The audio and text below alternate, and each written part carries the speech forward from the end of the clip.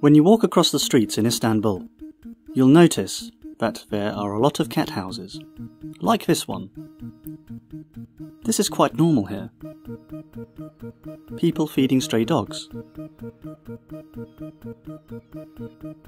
putting leftover food on the roof so birds can eat, a bowl of dry cat food at the corner of the street, and stray dogs covered with blankets. To understand why Turkish people have a soft spot for animals, we need to go back hundreds of years ago to the period of the Ottoman Empire.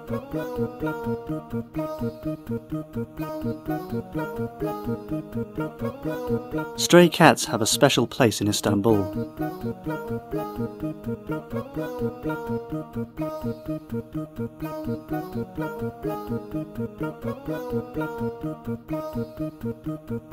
You can find shelter and food provided by people everywhere. In this store, the owner has put a coin box to collect donations to buy cat food. So cats and Istanbul cannot be separated. They have always been part of the city. Sabri Durak is a muezzin of this mosque. Here in the winter, due to the cold temperature, cats often come and sleep inside the mosque. He explained that the mosque does not stop the cats from coming in. 1400 yılları arasında yapılmış bir cami. Şimdi kediler buraya, bu cami yapıldığından beri kediler buraya girermiş. Kedi camiye yani biz sokmadık kedileri. Kediler zaten giriyor buraya. Ama kedilere şey yapmıyoruz yani, kovmuyoruz kedileri. Kediler yine camide gerçekten duruyor çünkü bunu istemeyen de var, isteyen de var. Ama bunun önünü alamıyoruz yani illa kediler giriyor yani. Bunu şey yapamadık, bir türlü çaresini bulamadık.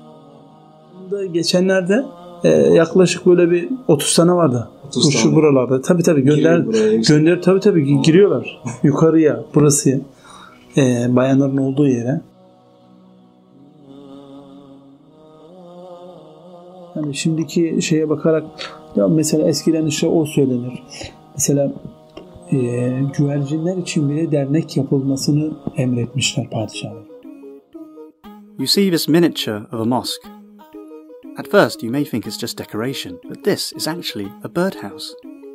You can recognize them by their unique shapes, like the shape of a mosque, a house, and a palace.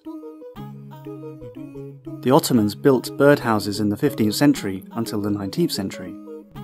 Today they can be found almost everywhere on the walls of old Ottoman buildings.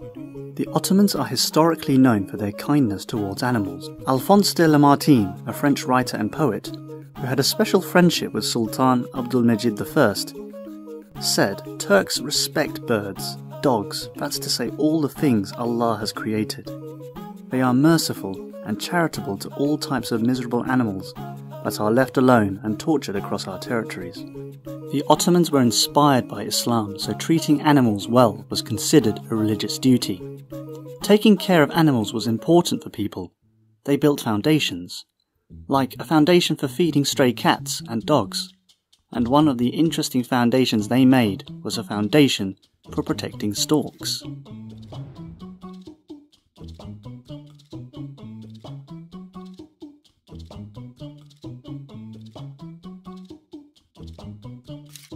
Storks spend the winter in Africa, and in the summer they migrate to Europe.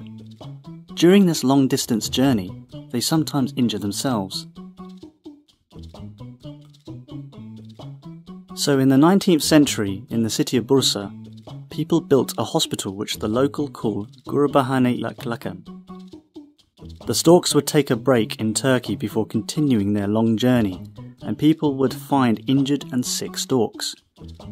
So people would donate money to help them. And when the storks recovered, they would continue their journey all the way to Africa or Europe.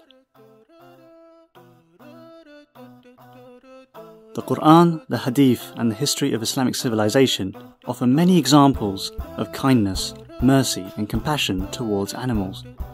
All living beings worship Allah in their own way, and they are worthy of consideration and respect.